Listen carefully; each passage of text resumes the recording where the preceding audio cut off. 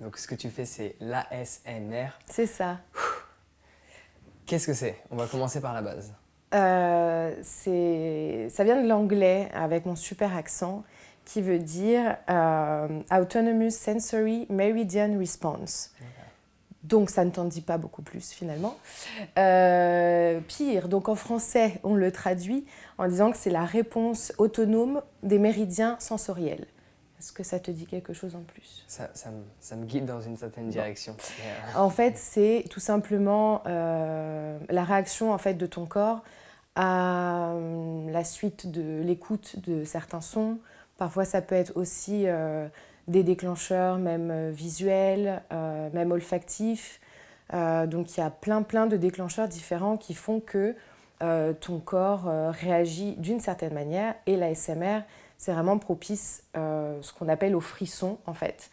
Comme on donne un exemple qui parle un petit peu quand même à une majorité des gens, c'est quand tu vas chez le coiffeur par exemple et qu'on te fait un massage du crâne, tu vois.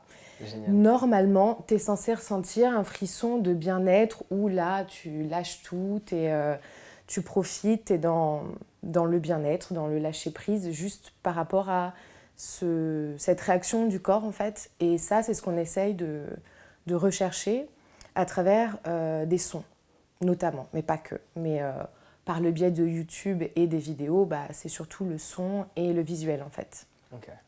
Donc le son, c'est tu utilises la voix, des objets. Oui, ça va être la voix, donc ça peut être une voix normale. Moi, je travaille surtout avec le chuchotement. Ouais, les gens sont pas habitués à t'entendre parler. C'est ça. Ils sont plus habitués à Exactement, t'entendre chuchoter. c'est ça.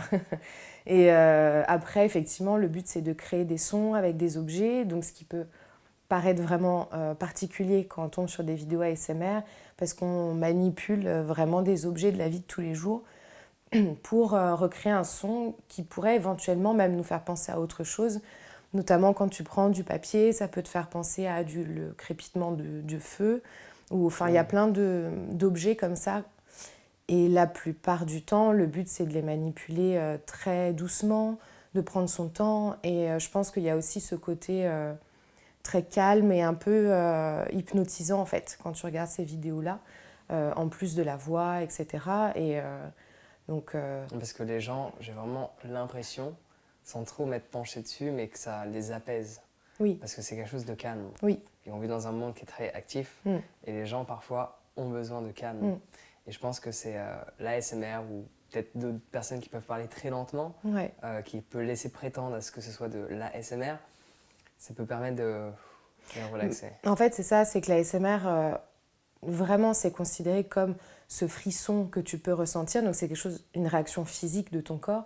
Mais il y en a beaucoup qui ne ressentent pas ça et qui regardent des vidéos ASMR uniquement pour la détente et pour avoir un petit moment à eux en fin de journée ou ce genre de choses. Donc, tout le monde est à même de regarder ce type de vidéos pour différentes raisons. Mais oui, très souvent, ça peut être aussi des personnes un peu anxieuses ou qui ont des insomnies. Moi, j'ai commencé à regarder des vidéos pour ça, notamment. Ok, donc tu as découvert ça, pour toi d'abord. Oui.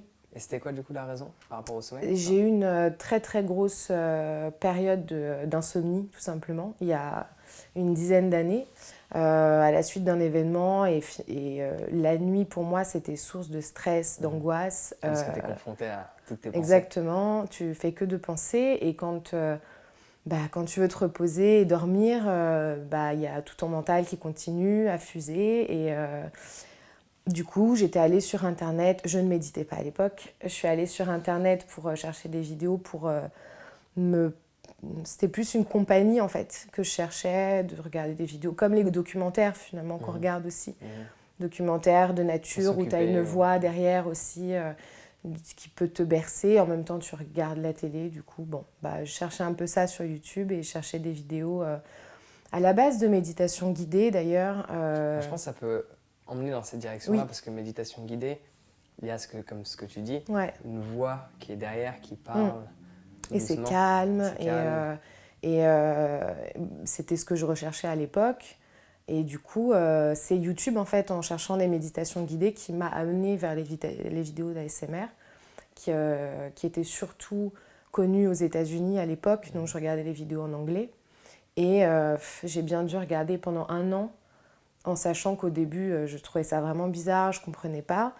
Mais j'ai un peu poussé parce que je suis tombée sur des chaînes YouTube où la voix me calmait vraiment. Ouais. Et du coup, j'y retournais le lendemain soir quand même. Et au fur et à mesure, j'ai vraiment ressenti... Enfin, je me suis créé une sorte de bulle beaucoup plus sereine. Et du coup, j'étais vraiment calme pour aller me coucher. Et c'était complètement rien à voir par rapport à des mois avant. Ça m'a vraiment beaucoup aidée. Et du coup, c'est pour ça que je me suis dit, là, ça faisait des années, enfin, ça faisait une bonne année que j'avais des grosses insomnies.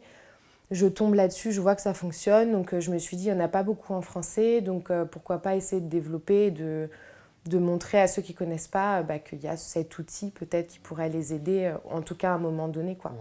Parce que ça fait combien de temps que ça existe Je pense que ça existe depuis beaucoup plus longtemps que ce que l'on pense. Mais c'est depuis quand on a mis un nom dessus. Exactement. On a mis un nom, ça fait une dizaine d'années, à peu près 10 ans. Ça fait 10 ans.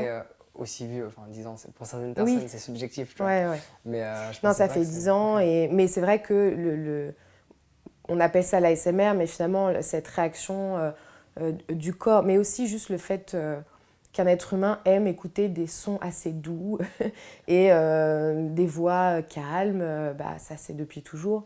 Et écouter des sons, voir ce que ça peut produire, comme la musique. Enfin, quand on écoute de la musique qu'on aime, et parfois le corps il s'exprime aussi, tu as envie de danser, tu as envie de... l'ASMR c'est un petit peu ça aussi. Quoi. Et donc du coup, tu utilises à chaque fois une vidéo avec, ou tu peux séparer uniquement l'audio? Est-ce que tu as besoin du visuel pour apporter quelque chose en supplément? Les deux, je dirais. Dans le sens où il y a de l'audio ASMR, enfin je sais même pas... Oui, il y a de mode podcast ASMR. C'est ça, oui. En fait, il y a des personnes qui s'enregistrent... En fait, c'est que l'ASMR, c'est vraiment ta réaction à toi, de ton corps, par rapport à n'importe quel son. Donc ça peut être effectivement que de l'audio, ça peut être quelqu'un qui parle même pendant un podcast, une voix, ou d'un coup tu vas te sentir bien.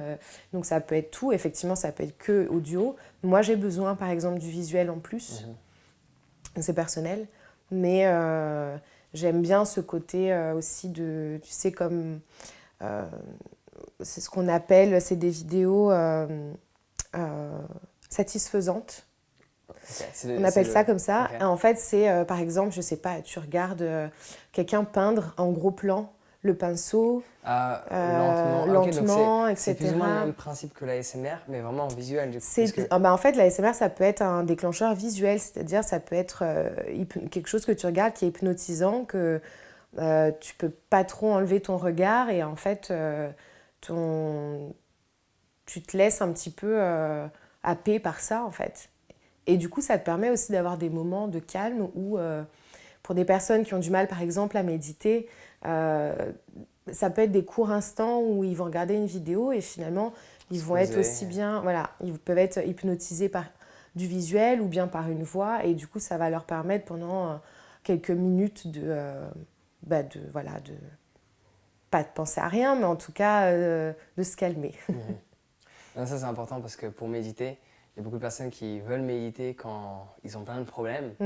Bon, premièrement, ça peut être bien de gérer les problèmes, mais c'est surtout que quand tu penses à tous ces problèmes-là, en soi, t'asseoir, tu vas juste te focaliser encore plus. Non, c'est ça. Donc le mieux, c'est de déplacer son attention ailleurs, de faire quelque chose, que ce soit physique ou par exemple regarder des vidéos d'ASMR pour justement en fait, se déconnecter de tout toute cette activité mentale.